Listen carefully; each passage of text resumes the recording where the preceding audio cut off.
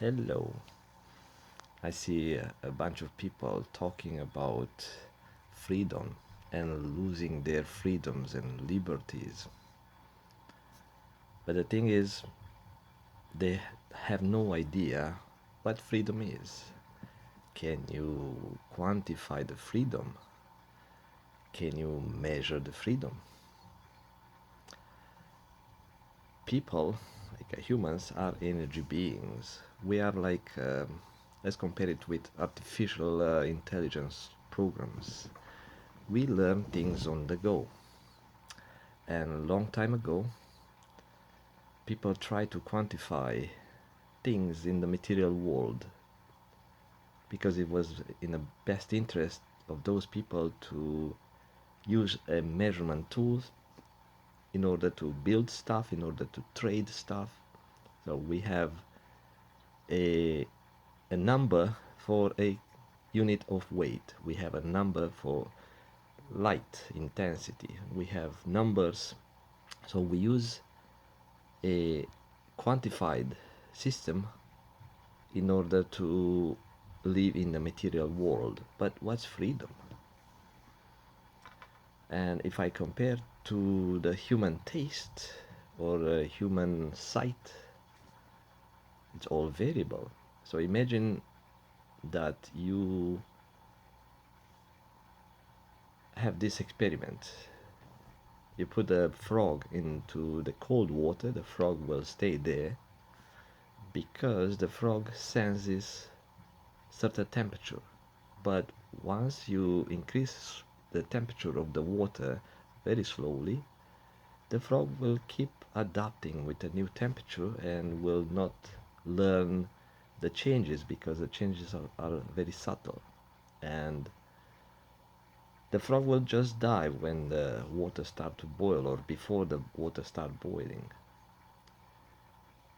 But if you put the frog straight into the hot water, the frog will just jump out. That's an experiment explained to the students in psychology classes. How about the taste? When I moved to Canada, I came from a country where there was no such a large amount of sugars in every food. Now, when we bought bread, we bought almost everything had a sweet taste, and I thought that's really stupid. That's really stupid, but because the change was sudden for me. But now, after so many years, the food does not taste sweet. I got used to it. And talking about freedom, let's take two identical uh, kids, like two siblings, are twins, uh, exact the same genetics, but you split them just after their birth. One goes to a family, one stay with another family, or goes with another family. Let's say the parents die in a car accident or anything like that. After 10, 20 years, when you look at the twins, you will see different behavior. One will say, this freedom means this for me. The other twin will say something else, like, yeah, I don't know, I think I'm okay. I have enough freedom. Again, freedom it's in the mind. We don't have a real way to quantify because it's an idea, it's a concept, and cannot be sensed by the five senses of human being. Whatever you can sense through the five senses, you can quantify kind of.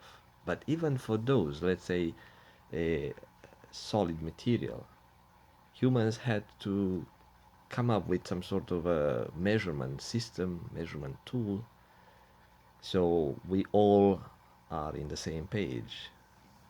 For everyone, 1 kilogram of bread or of sugar is exact the same across the planet.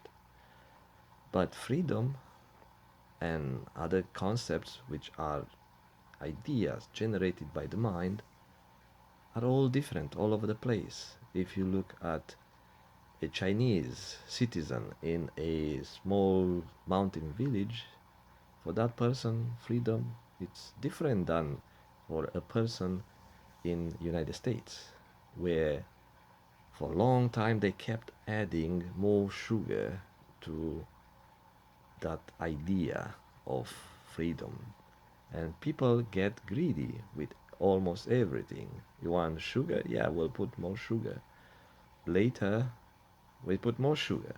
Later, we put more sugar until this, the, the food is so sweet, we get into diabetes. We don't realize why. Because it was not a sudden change. Same thing with freedom. The Americans got more and more freedoms. They got greedy for it. It's not a bad thing, but it depends how you see it. And now lots of them says that that freedom is being taken away, and they sense that just because it's a sudden change. If this, let's say, governments or whatever entities wanted to do something smart to take people's freedoms away, the idea of pandemic or whatever happens around the world these days was a bad choice, because the change is too sudden, right? So taking away the freedoms or giving people freedoms or changing the food diet has to be done gradually. You can't just start changing your diet from having sweets all day long and all that to a dull, not tasting diet. Can't do that. It's the mind needs pleasure. Same thing with the idea of freedom. People associate freedoms with certain good state of mind, good like a feeling of pleasure in doing whatever. But guess what? Lots of Americans talking about freedoms are actually watching Netflix all day long. Why you need freedom for? Just sit in the house. Freedom, idea of freedom is to be able to roam around and achieve your dreams. That was the whole idea of a American lifestyle. Achieving your dreams, having the freedom to achieve your dreams. But now if you look at the Americans, they're just killing time inside of their homes, watching TV and spending from the credit card. And they think that's the freedom. And now they are complaining that the freedom is taken away. To what? Where they go? So, what freedoms they have? They put themselves into a virtual jail, right? And they think they have freedom. And now someone say, "Oh, freedom goes away." Oh yeah, my sweet life. And they don't even think what's going to happen next. Say, "Oh, my freedom goes away. What's going to be different? Maybe I won't have my Netflix. Maybe I won't have my shopping. Maybe I won't have my good feelings, which actually are my